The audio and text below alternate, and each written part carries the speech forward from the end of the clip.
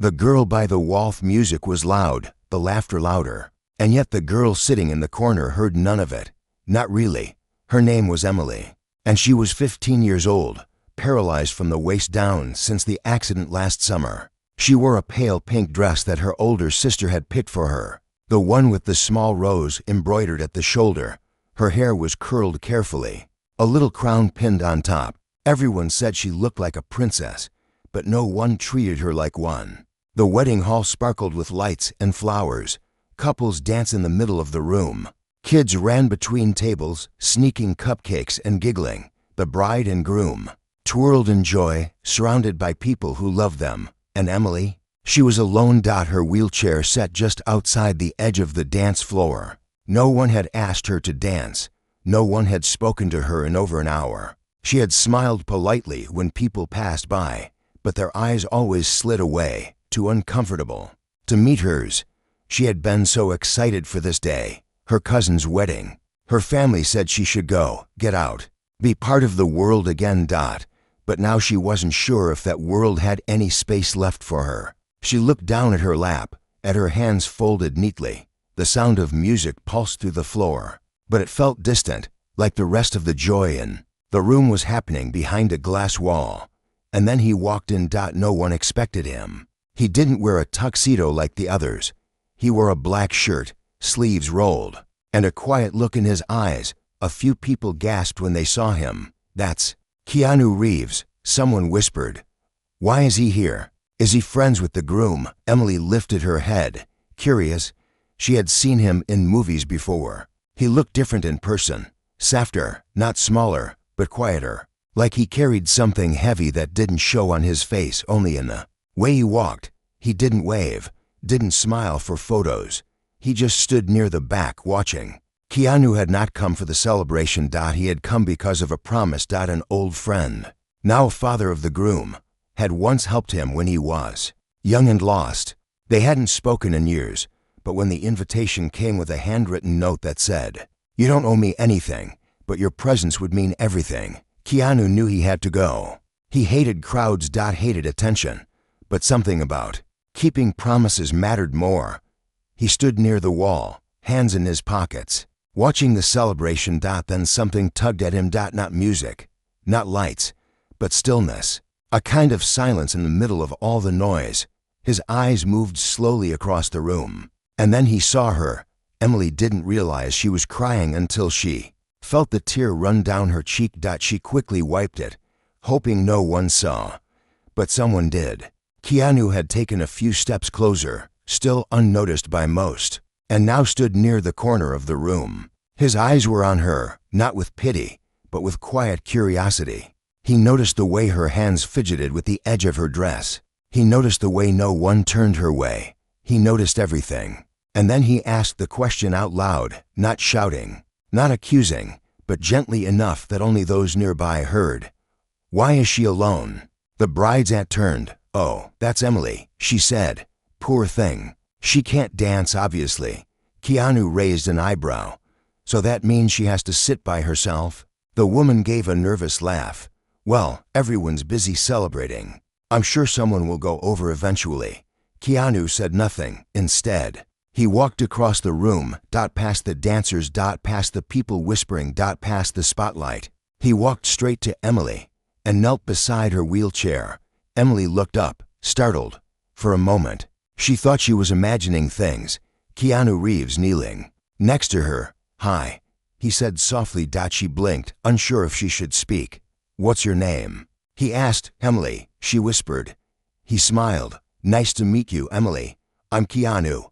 She smiled too. Shyly. "I know." He chuckled. "Thought you might." He looked around the room. "Big party," he said. "But it looks better from here." Emily tilted her head. "You're not dancing." He shook his head. "I don't dance much." "Me neither," she said, glancing at her lap. He followed her eyes. "Would you like to?" She looked up, startled. "Dance? Yes, I can't." "I can," he said simply, "if you let me." For the next few seconds, she said nothing. Then slowly, she nodded. Keanu stood up, gently slid her chair away from the wall, and wheeled her carefully onto the edge of the dance floor. The music softened. People stared. But Keanu didn't care. He held her hand. And they moved. Not like everyone else. But it didn't matter. It was a dance all the same. Gasps spread through the crowd. Phones came out. But Keanu didn't perform. He danced for her. For the girl who had been left alone. For the child who smiled now like the sun had returned. Emily laughed. Not because it was funny. But because, for the first time in months, she felt seen. After the dance, he knelt again. "Thank you," he said. She shook her head. "I should be thanking you." "Nah," he replied. "You reminded me why I came." Then he stood, gave her a little bow, and returned to his corner. For the rest of the night, everything changed. People came to Emily. Kids brought her cake.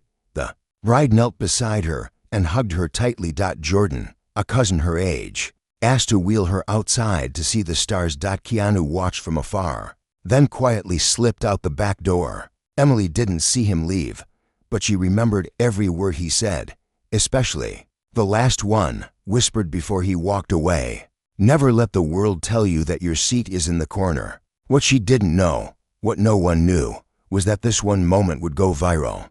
Not because of the dance, but because of what came next. When the world finally looked her way. The video lasted only 42 seconds. Someone at the wedding had captured the moment on their phone.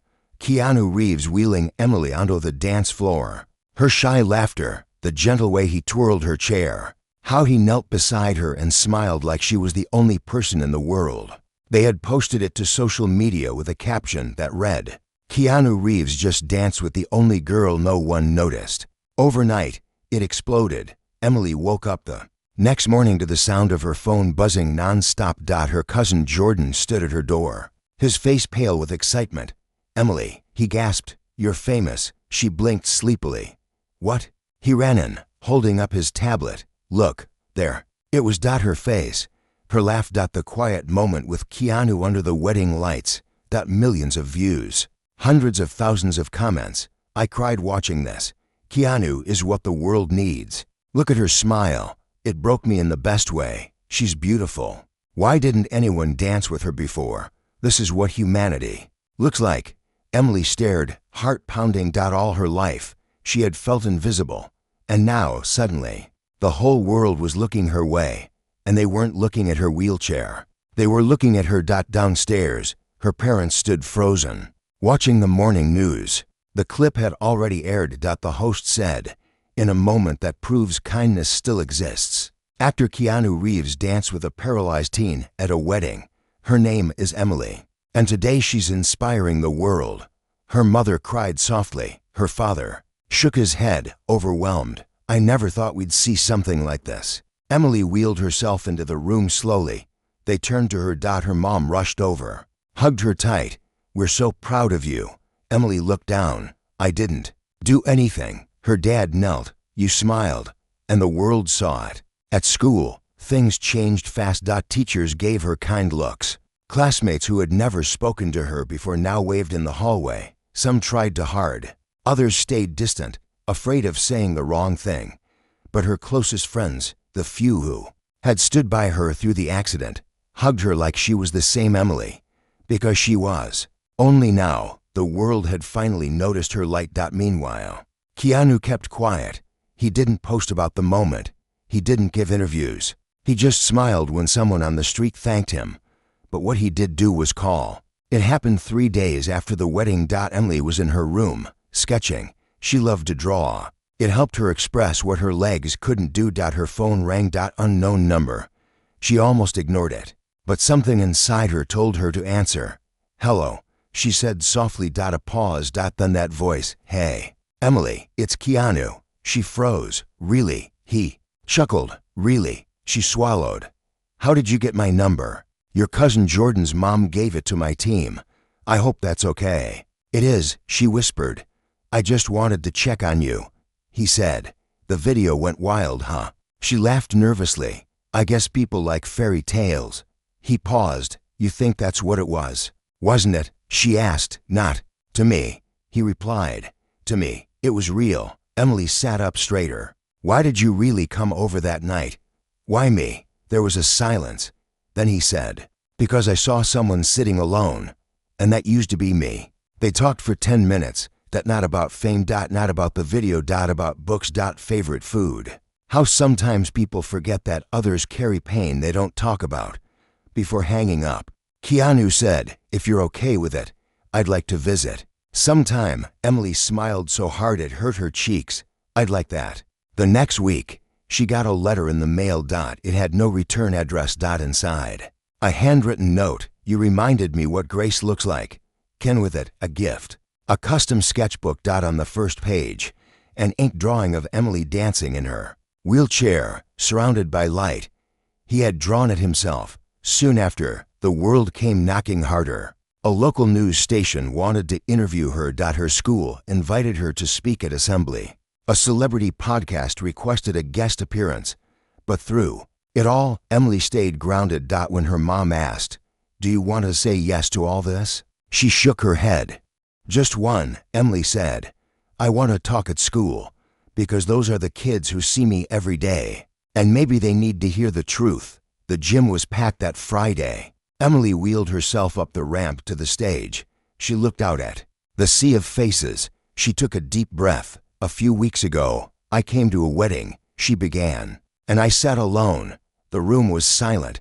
I sat alone because I thought I was different, because most people are uncomfortable around difference." She paused. "But one person noticed, and it changed everything. Not because he's famous, but because he saw me." She looked toward the back, where Jordan sat holding up his phone proudly. "Now the world sees me too, and I'm thankful. But the truth is I'm still the same girl, still scared sometimes, still dreaming, still waiting for someone to come say, 'You matter.'" She smiled. "So today, I want to tell you something. You matter too." The gym erupted in applause. Some kids cried. Even a few teachers stood to clap. When Emily wheeled herself down from the stage, a little girl from 5th grade ran up and hugged her. "I want to be strong like you," the girl whispered. Emily hugged her back. "You already are." But not everyone liked the spotlight. The wedding family, her aunt and uncle, called her parents that evening. "We didn't want the wedding to be about her," the aunt said coldly. "This has gone too far. It was supposed to be about the bride." Emily overheard the call from the hallway. Her heart sank. Tears welled in her eyes. She had never asked for attention. Just kindness. Just a moment. And now she was being blamed for stealing light she never wanted. She didn't speak to anyone for the rest of the night. Her sketches sat untouched. Her phone buzzed, but she ignored it until it buzzed again. A message. From Keanu. "Hey, just checking in. I heard about what they said. Remember this, your light doesn't dim others. It helps them see." Emily stared at the screen. Tears slid down her cheeks. Then she picked up her pencil and began to draw again. What she didn't know was that Keanu had already started something behind the scenes. Something bigger. Something that would shock her entire world. And give her a choice she never expected. The offer that changed everything. Emily had no idea that while she quietly returned to her sketchbook, still trying to make peace with the noise her story had created, something much bigger was unfolding behind the scenes. Far away from her small town, Keanu Reeves sat in a meeting room surrounded by people in suits. But he wasn't talking about movies. He was talking about Emily. "I want to do something real," Keanu said, his voice calm but firm. "This girl reminded me why I care about people more than fame. I want to build something in her name, something lasting." His manager leaned forward. "You mean a charity?" Keanu nodded. "Not just any charity. An art scholarship for kids with disabilities, for young artists who've been told they don't belong in the center of the room." Another executive looked at him. "Why her?" Keanu smiled gently. "Because she's the kind of person the world forgets until it's too late. I don't want the world to forget her." They sat in silence for a moment. Then slowly, his team began to agree. A few days later, Emily's life returned to its strange new normal. She was still the same girl, but now people looked at her differently. Some with kindness. Some with curiosity.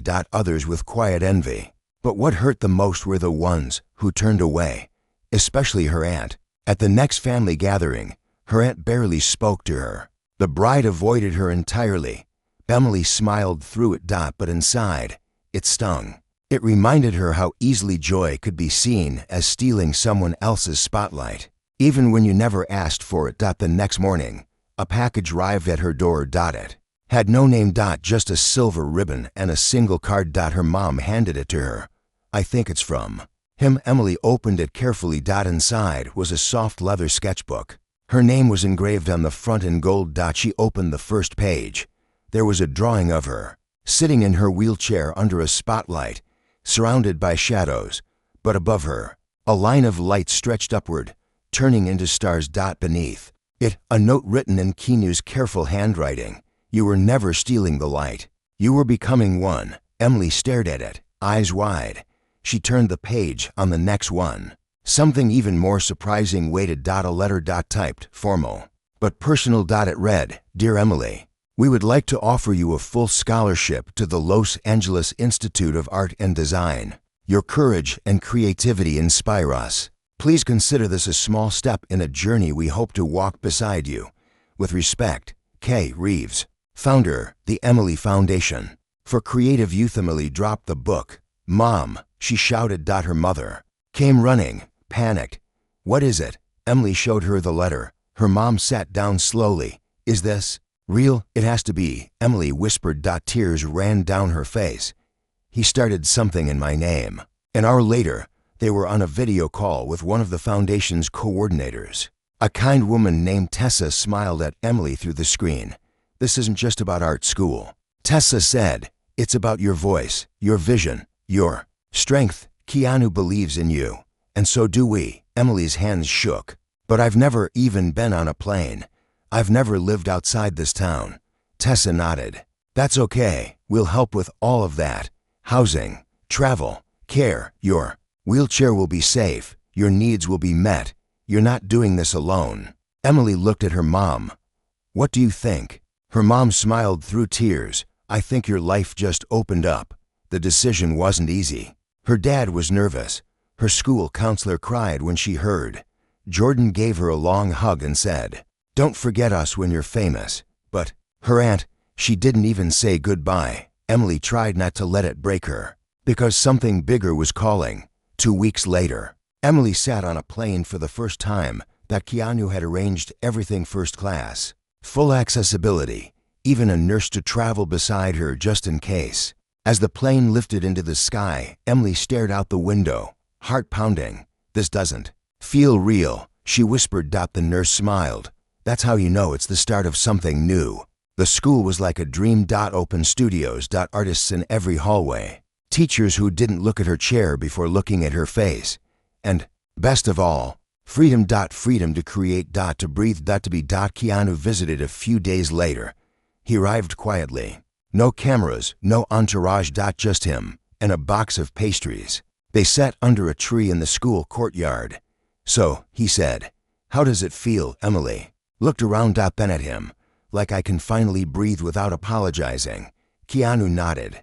"You earned this," he said. "All of it." She paused.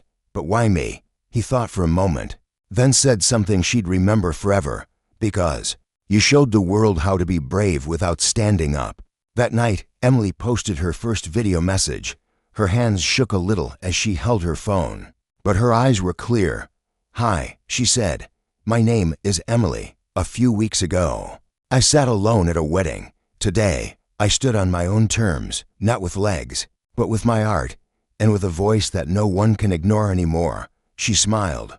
"Thank you for seeing me. Now it's time I help others be seen too." The video went viral in less than 12 hours. But Emily didn't care about fame. She cared about what came next, because the foundation was growing, and they wanted her to help lead it. But before she could decide, something unexpected happened. Something that would test everything she had learned. Her aunt called. Crying. And what she said next would force Emily to choose between old wounds and something much harder: forgiveness. The call she never expected. Emily stared at the screen. The name flashing there felt like a ghost. Aunt Margaret hadn't heard from her aunt since the wedding. No calls, no messages, not even a word of congratulations when she got the scholarship. The silence had been cold and sharp, like the edge of a broken glass. Now, out of nowhere, She was calling. Emily's finger hovered above the answer button. A part of her wanted to ignore it, to let it ring into nothing, but something deeper, something quieter told her to answer. She pressed accept. The voice on the other end trembled. "Emily, it's Margaret." Emily said nothing. Her aunt exhaled shakily. "I don't expect you to say anything. I needed to hear your voice." A long pause. Then Emily spoke, voice calm. "Why now?" Another pause. Then words that didn't sound like the woman she remembered. "Because I was wrong." Emily blinked. "I watched you shine and felt jealous." Her aunt continued. "I was angry that people cared more about your moment than about the wedding. But the truth is, you didn't steal anything. I just didn't want to share the light." Emily listened quietly, heart tight. "I know I hurt you," Margaret whispered, "and I may not deserve forgiveness, but I wanted you to know. I'm sorry, truly." Emily looked out the window of her dorm. The trees outside swayed in the wind. The sun was dipping low, casting golden light across the sidewalk. "I appreciate your words," she said gently, "and I hope you meant them." "I do," Margaret replied. Emily hesitated. Then she said something she didn't expect to say. "I forgive you." After the call, Emily sat in silence, not because she was upset, but because something inside her felt lighter. She had let go. Not for her aunt's sake, but for her own. A few days later, Keanu invited her to his office in downtown Los Angeles. It wasn't like she imagined. No flashy signs. No giant photos of movie sets. Just a quiet building with a clean wooden desk, a few sketches on the wall, and a kettle always ready for tea. They sat across from each other, teacups in hand. "How's it going?" he asked. Emily smiled. "Better than I expected. Still adjusting, but I like it here." He nodded. "I wanted to ask if you'd consider something." "What?" "Joining the board." Her eyes widened. "Me? You're the reason this foundation exists," he said. "You know what it feels like to be overlooked. And now, you've seen what it means to be seen. That voice matters more than any title." Emily took a slow breath. "Are you sure?" Keanu smiled. 100%. And so she said yes. Within weeks, she was helping shape programs for kids across the country. Art supplies for children with disabilities, mentorship for young creatives in hospitals, a nationwide contest for wheelchair-bound student artists. Emily's single quotes S name appeared in articles, on posters, in classrooms, but she never let it change her. She still wore soft sweaters and painted in her sketchbook each night. She still drank chocolate milk before bed and cried at old Disney movies. Fame had brushed past her, but it hadn't stayed. And she was glad. One night, a package arrived at her dorm. No label. Just a tag that said "Open Me." Inside was a DVD. Yes, a real one.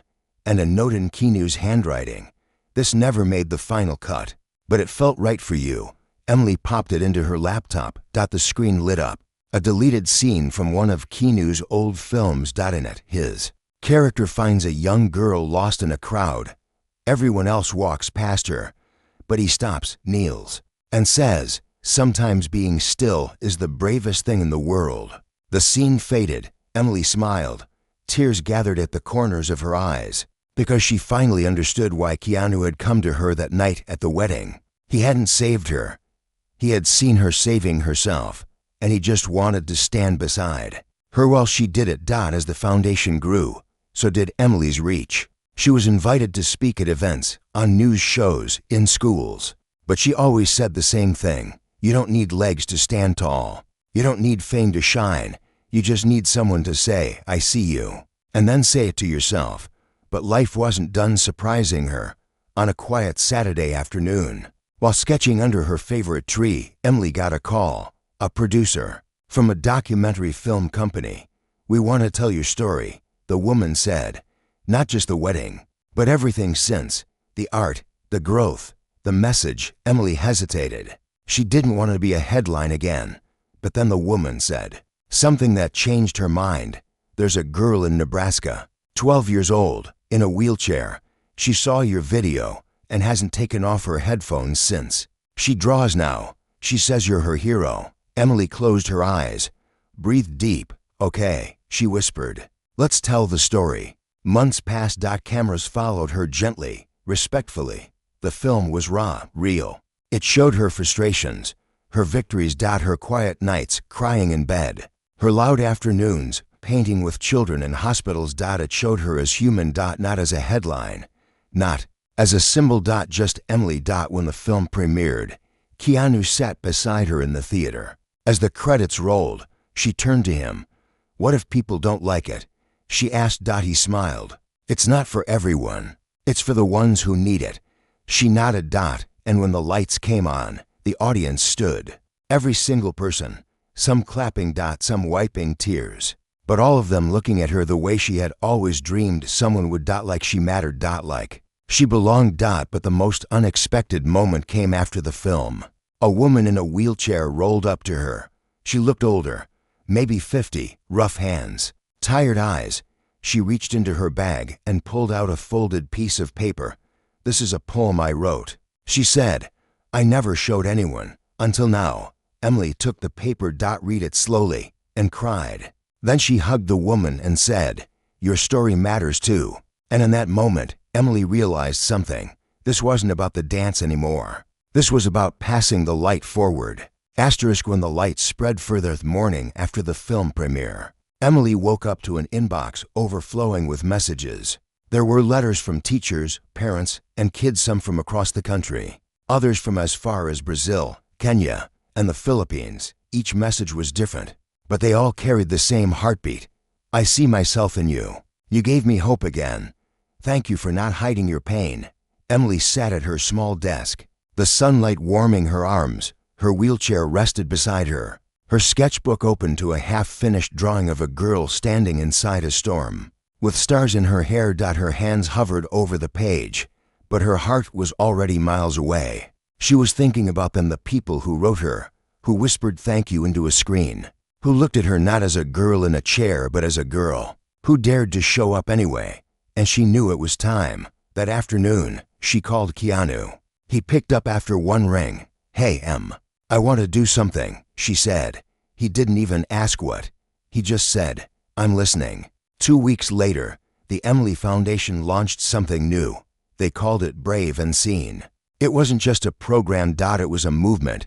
They built small creative hubs in public libraries and community centers, free spaces for children with disabilities to create, write, paint, and perform. Every city had its own team of mentors, most of them disabled artists, many of them once overlooked themselves. Every child who walked into a Brave and Seen hub saw a photo of Emily and the words, "You are not invisible. You are brave, and you are seen."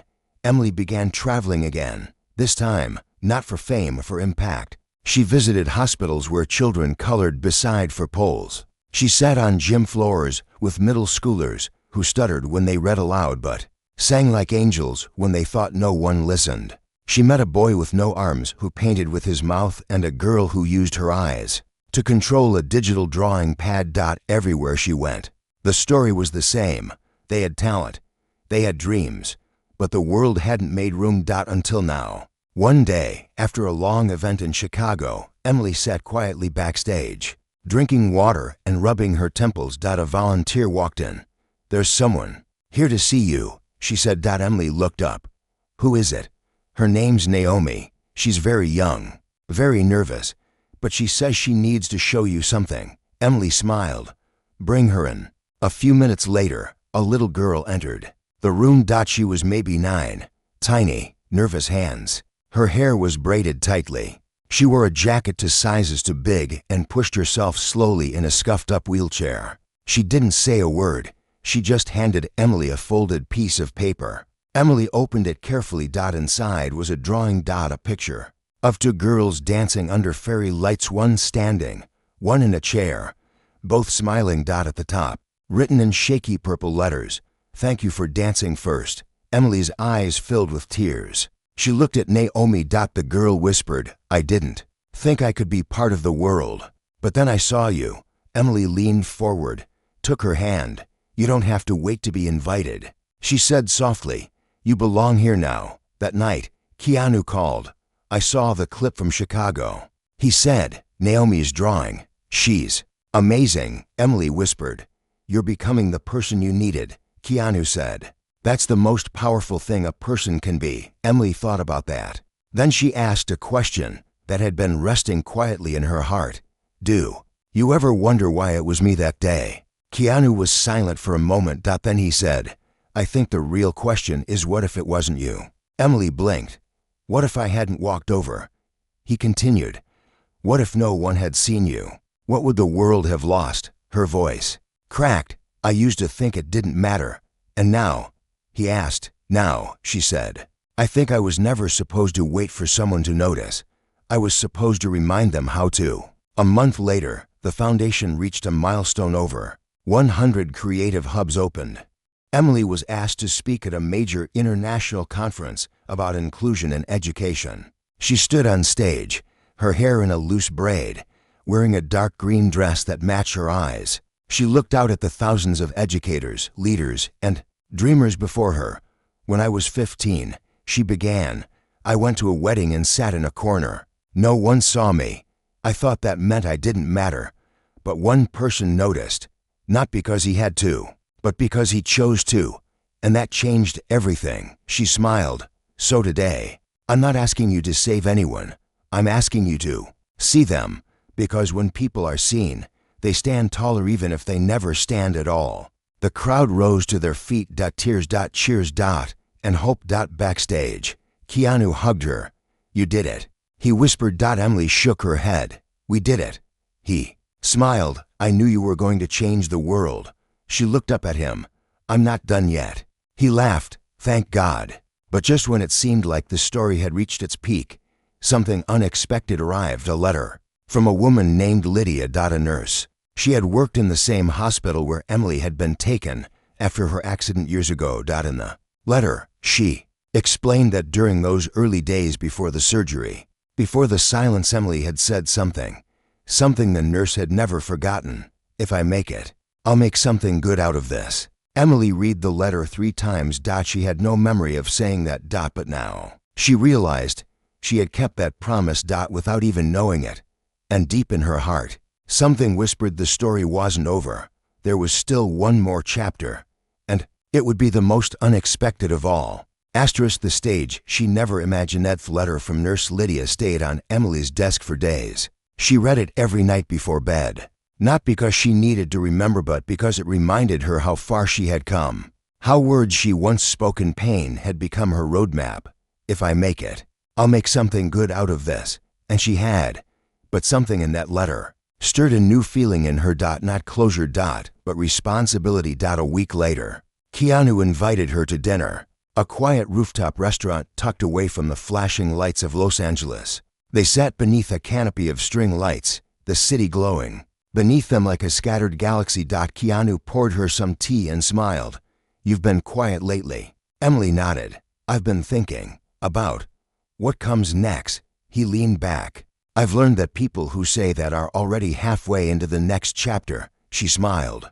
I want to start a school. His eyes widened slightly. Not just an art program, she explained. A real school for kids like me, like Naomi. A place where the wheelchair isn't in the way. Where communication devices aren't treated like burdens. Where difference isn't pitied but celebrated. Keanu was silent for a long moment.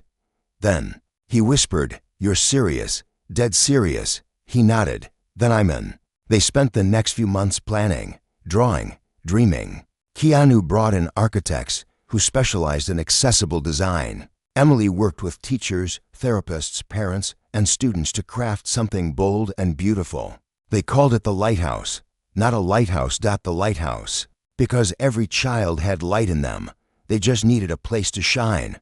While construction began, Emily continued her travels. At one event in New York, a girl named Sophia wheeled up to her in the hallway. Sophia couldn't speak. She used a device strapped to her arm. She typed slowly, carefully. The message read, I don't feel broken anymore. Emily knelt beside her. You never were, she whispered. Sophia cried. And so did Emily. 6 months later, the lighthouse opened its doors. A clean, white campus with wide halls, natural light, and art covering every wall. 50 students enrolled in the first year. Some blind, some in chairs, some with speech impairments, some who had never been believed in before. Emily stood at the front gates on the first day, greeting each child by name, shaking their hands or bumping fists. Keanu stood quietly nearby, arms crossed, smiling. A reporter asked him, "What does this mean to you?" He looked at Emily. "It means I showed up to a wedding once and found someone who changed my life." At the end of the school year, they held a celebration. Parents cried, teachers hugged, kids danced in chairs and walkers, twirling to music that pulsed with joy. Emily sat beside a new friend, David, a 10-year-old boy with spina bifida and a laugh that filled the room. He turned to her and said, "Before this place, I didn't think I'd ever be picked first for anything." Emily smiled. "What about now?" He shrugged. "Now I think I might become president." She laughed. "Do it. Just remember me when you're famous." That night, she sat in her office alone. The room was quiet. Her sketchbook was open. But instead of drawing, she wrote a letter to the girl she used to be. "Dear Emily, you thought no one saw you. You thought the chair made you small. You thought that your life had closed before it even began. But you were wrong. The chair didn't shrink you. It held you up. Your silence wasn't weakness. It was strength waiting to be shaped. And your tears weren't the end. They were the rain before the bloom. Thank you for surviving. Thank you for hoping. Thank you for dancing. Love, Emily." Next day, she gave the letter to Keanu. He read it quietly. When he looked up, his eyes were wet. "I wish I had written something like this to myself when I was young." She smiled. "You did. It just took a little longer to arrive. Years passed. The foundation expanded. The school grew. Emily became not just a name but a movement. And yet, she stayed the same. She still loved soft sweaters, still drank chocolate milk before bed, still cried at Disney movies. But now, when she cried, she also knew she had made something good out of all of it. On the anniversary of the wedding, the one where it all began, she returned to the same hall. This time, not as a guest, but as the guest of honor. They held an art exhibit there for the children of the lighthouse. And at the entrance, there was a new painting, a life-sized piece that showed a girl in a wheelchair under soft lights, smiling. Next to her stood a man in black, kneeling beside her, offering his hand. A small plaque read, "The moment the world turned to look." Beneath it, another quote, "Never let the world tell you that your seat is in the corner." Keanu Reeves. And as families walked past the painting, holding the hands of children once overlooked, Emily stood quietly in the background, watching, smiling, never needing to be the center again because she had already passed the light forward.